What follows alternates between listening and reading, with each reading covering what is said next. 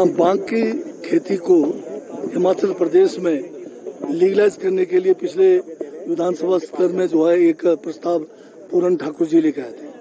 उस प्रस्ताव में पक्ष और विपक्ष ने दोनों ने उस प्रस्ताव का समर्थन किया था और उस समर्थन को देखते हुए माननीय अध्यक्ष महोदय ने जो है सरकार से एक कमेटी इस बारे में गठन करने का जो है सिफारिश की थी और माननीय मुख्यमंत्री ठाकुर सुखविंदर सिंह सुक्खू ने उस सिफारिश को मानकर जो है एक सर्वदलीय कमेटी का गठन किया, जिसमें मुझे उसका अध्यक्ष बनाया गया। और ये कमेटी जो हमारी सर्वदलीय कमेटी थी, इसने न केवल हिमाचल प्रदेश में बल्कि हमारे पड़ोसी राज्य खासकर उत्तराखंड, जम्मू कश्मीर और मध्य प्रदेश में भी भ्रमण करके वहां पर बांग की खेती किस तरह से की जा रही है, किस तरह से वहां पर जो है उत्पाद को जो है अन्य जो है वहां पर इसके द्वारा दवाइयां बनाई जा रही है, इन सारे बातों पर गहन विचार किया।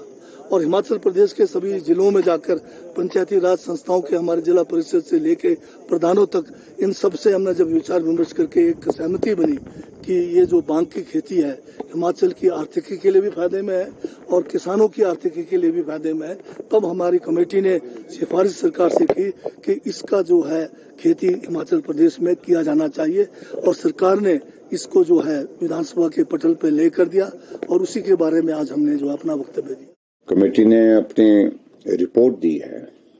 और उसका थोड़ा अध्ययन करेंगे, उसके बाद ही मुझे लगता कि उचित कहना होगा। लेकिन इस माननीय सदन में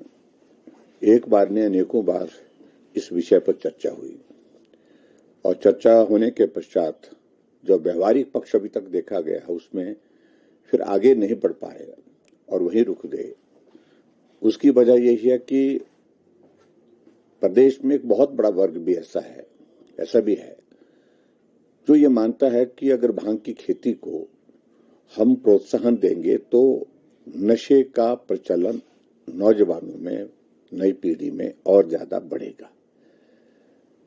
इसलिए मैंने पिछले कल भी विधानसभा के अंदर इस प्रश्न को पूछा कि कमेटी की रिपोर्ट, कमेटी की रिकमेंडेशंस वो एक जगह,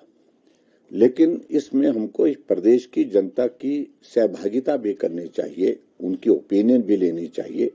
उनकी राय लेने के बाद आगे बढ़ना चाहिए। मंशा तो उसमें प्रमुख रूप से यही है कि भांग की खेती लीगलाइज तरीके से करें, कंट्रोल्ड एटमॉस्फेयर में करें और आय का एक जरिया बने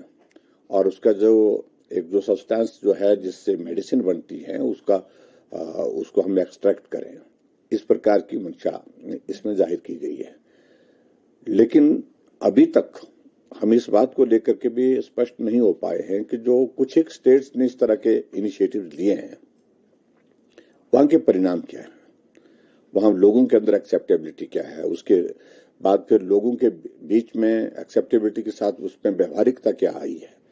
और उसमें रेवेन्यू जनरेशन की दृष्टि से क्या उस स्टेट को हासिल हुआ है और उसके साथ साथ में वहां पर लोगों का परसेप्शन उसके बारे में क्या है। इन तमाम इश्यूज को लेकर के एकदम हमको कोई जंप करना चाहिए किसी कंक्लूजन पर, मुझे लगता है कि वो उचित नहीं होगा। बेहतर होगा कि हम एक बार इस सारे विषय को लेकर के विस्तार से चर्चा करें और चर्चा करने के बाद फिर ही आगे बढ़े, यही मुझे लगता है कि आवश्यक है।